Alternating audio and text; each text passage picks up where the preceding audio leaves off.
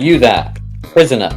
You're going to be moved to a more secure facility, up in a castle in Scotland. I heard it's very grand. Oh, finally, they're treating me with some respect. Sure, buddy. Come on, move it.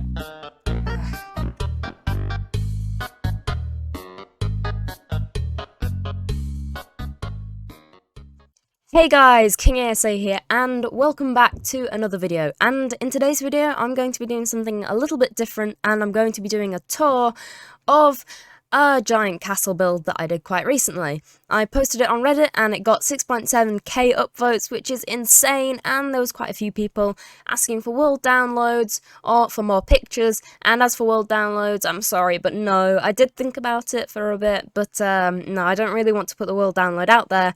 But if you do want some inspiration, I really hope this video helps, and if you do end up building something quite similar, please do remember to credit me if you took a lot of inspiration from my build, because you guys gotta remember that I spent like 24 plus hours building this thing, and it'd be really sad if someone was to come in and steal it and take all the credit for it. Anyway, let's get into the video. So, starting off with the basics, the castle has a gradient that goes from black stone to deep slate tiles, to deep slate bricks, to smooth basalt, and all the way up to cyan terracotta. And of course, there's quite a bit of a mix of the different variations of those blocks in each of the palettes. Every single layer has what I call, I suppose, an eye drawer, an eye staple, whatever, and then everything else is kind of a little bit random. So on the layer that's up from the first layer, we've got these big towers, and on the second layer, the layer above that, we've got these kind of diagonal tower things that kind of gripping onto the edge. And then going up again, at the very top, it just kind of descends into a little bit of chaos, and that was kind of the idea, that it's really chaotic until, and like almost a pile of towers, and then one tower rising above the rest holding up the flag. Almost like in cartoons where you see it and there's the guy in the pile with the white flag holding it up at the top. So I used a lot of different roof styles for this tower, for this castle, and the most prominent one is the kind of I don't know how to describe it, the classic castle look. And actually all of these come out from the build, which adds just that extra level of depth that it would be missing otherwise.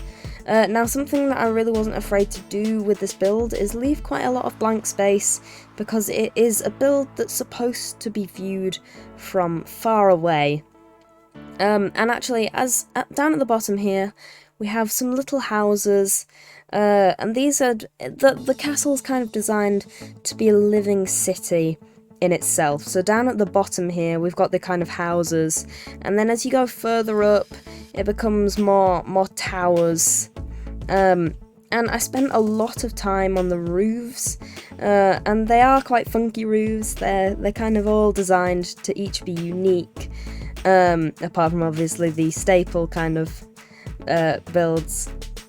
But the roofs definitely add the most interest probably to the castle out of all of the builds. Now on each of the levels there's these little green patches, which probably add the most detail to it. And there's of course the dragon, which is probably the big bit of interest, especially on that side of the castle.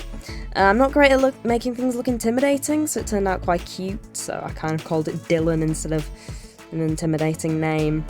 Its wings are kind of folded, and I didn't really structure it right, so it does look a bit weird in places.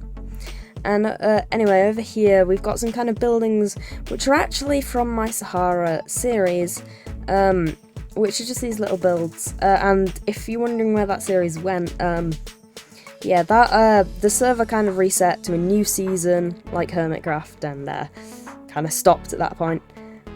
So this tower here was kind of inspired by water towers and how they've got that kind of vat on the top of them. And then we've got this lovely little garden, which is surrounded by towers on all sides, and that's supposed to be a really tranquil, hidden space in the build that you wouldn't see from the outside, but just adds a lot more life to the inside of the castle, which will probably be filled with farms when this thing is done. So at the very top, we've got two key points of interest, which is the torchbearer and the flag bearer, which these two towers. The flag bearer is made to be visible from all angles of the castle, and the torchbearer is made to almost rival that tower and not make that tower look so obscenely tall, which it is an incredibly tall tower. But the flag bearer can be seen from all sides, and the torchbearer can only be seen from about half of the build, which just adds more interest to every single side. Now the wall is yet to be detailed, so sorry, I suppose.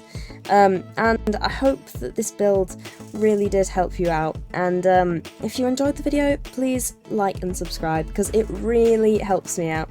And anyway, I'll see all of you next time. Goodbye!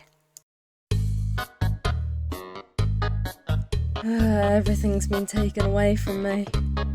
This is the only thing I have left. Huh? This toaster has been identified as a threat to prisoner safety. It will be removed. No, that's the only thing I have. Amen.